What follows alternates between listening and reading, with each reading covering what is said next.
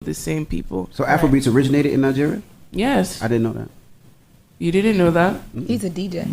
No, when I would go to South Africa, Shade. you just hear the music. But South I didn't African is Amapiano, Afrobeats is, and South Africa has other genres, but Afrobeats is not South African.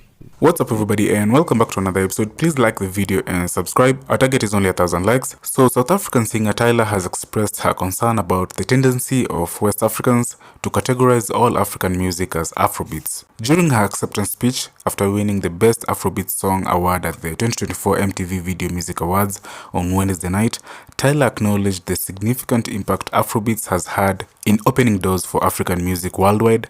However, she pointed out that it's not accurate to label every type of music from the entire African continent as Afrobeats. Tyla, who represents the Amapiano genre from South Africa, stated, "The impact that my song Waters has had globally proves that African music can also be pop music." She then stressed the diversity of African music, saying, "While Afrobeats has led the way and opened many doors, African music is much more than Afrobeats." I'm with Tyla on this. She's absolutely right. Africa is big. North Africa, West Africa, East Africa, South Africa have very different cultures and very different music. They simply can't be grouped as Afrobeats. West Africans identify their music as Afrobeats. Of using the word colored to describe herself, she is from South Africa. Sure. This is a country that just basically got rid. Well, I mean, This girl is a plant. Get her the fuck out of here. This girl's a plant. I just think the expectation on her to be completely sophisticated and know how to speak and what to say and it be perfect all the time. I think the expectation is just ridiculously high. And if she's a plant, why doesn't she have the people around her to help her navigate through media? She does. She does have those. But then obviously, whatever she said was offensive to some. Because the reason it was offensive. All right, so I don't remember what she said. I'm about to tell you. In South Africa, they have literally, yeah, classes on how they define. Yes, I'm aware of that. People based on their ethnicity and et cetera, et cetera. Yes. How we use the word colored in America is to represent black people. Yes. In South Africa, the word colored means that you're mixed. Oh, okay. It's of like a mixed descent. So she's saying colored based on what her definition of colored is versus the United States definition of what colored is. Mm-hmm. Okay. You understand what I'm saying? I understand. So over here, lost in translation. like when Mel said in Canada, they don't necessarily say, or in other countries, they might not necessarily say I'm black. They'll say, yo, I'm Swedish. They'll use their ethnicity to as the definitive thing about where they from. Got it. You get what I'm saying? Because black people come from all over the world. True. So here, though, we don't do that. Got it. You understand what I'm saying? Yes. So I just think I think she hide behind that South African shit a lot. I don't think so. She's South African. She's so South African. She is so South African. You would have to educate me on what the so South African means. Like, Is that Johannesburg and stuff like that over there? yeah, like, you know, they only like 2 generations away from apartheid. Yes. You know what I'm saying? And so that shit was a whole different system of living that we couldn't fathom. Like even our parents couldn't really fathom that. You know what I'm saying? Like them niggas used to have to use a card to go past a certain point. Exactly. There's parts of the country that they were not able to even get in. Like, you got to swipe a card to get past this gate. Yeah. Wow. You know what I'm saying? Shit like that. It was crazy. So you understand what the young lady? I don't understand it, but I did like book reports in college and shit. Because I'm older in high school. No, got it. Apartheid was big when we was in high school. Got it. You know what I'm saying? I was in high school in the late 80s. So that's when Reebok was getting boycotted and niggas was boycotting this company and all that shit because they supported apartheid. So basically she's just tone deaf, like Mel said. Like I don't think that she's it's not tone deaf. It's a loss of translation. And you just described how, you know, Americans have felt like Africans are, you know, really entitled and stuff like that. Yes. Africans feel the exact same way about Americans. Yes. You know, so I think I just think that there's real loss in translation in terms of like cultural understanding between the two. But we always hear in closing that people from the Caribbean or overseas, when they come to America, they feel that Americans or we are lazy and we take advantage of the system.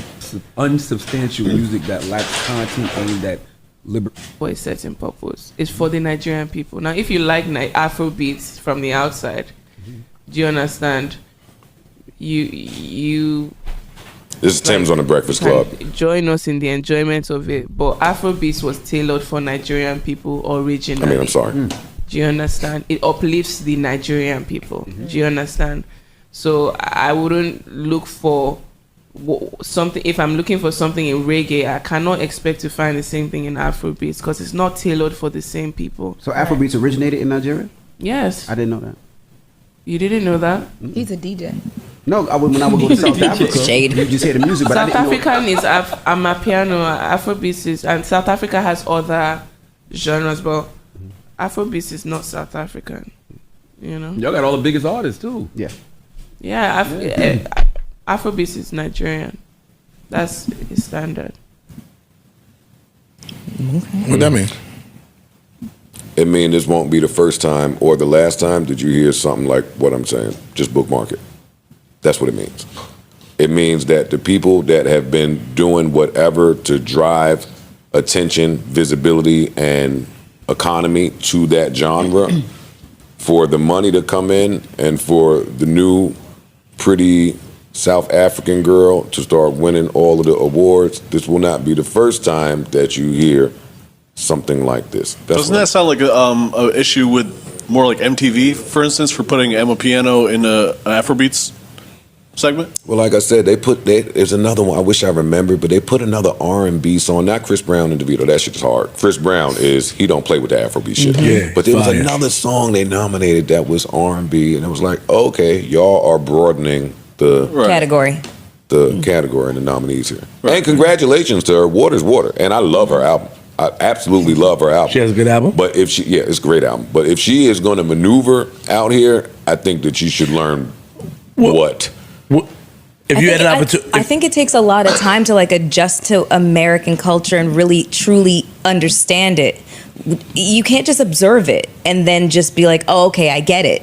Especially if you are from another country and you just systems and values and just whatever else is just slang. Exactly. It's like literally a part of your DNA. Like the observation of American culture takes a really fucking long time to truly understand. And I'm saying this from the standpoint of somebody who came from Canada, and people are like, oh, it's just the friendly neighbor to the north. No, it's a fucking different country, and it took me a while to adjust to American culture and understand just how nuanced it was. You know what I'm saying? The same way we don't understand their culture. Yeah. Like, and don't care to either. Exactly. We go there and put accents on and say funny things. We're not trying to sell records.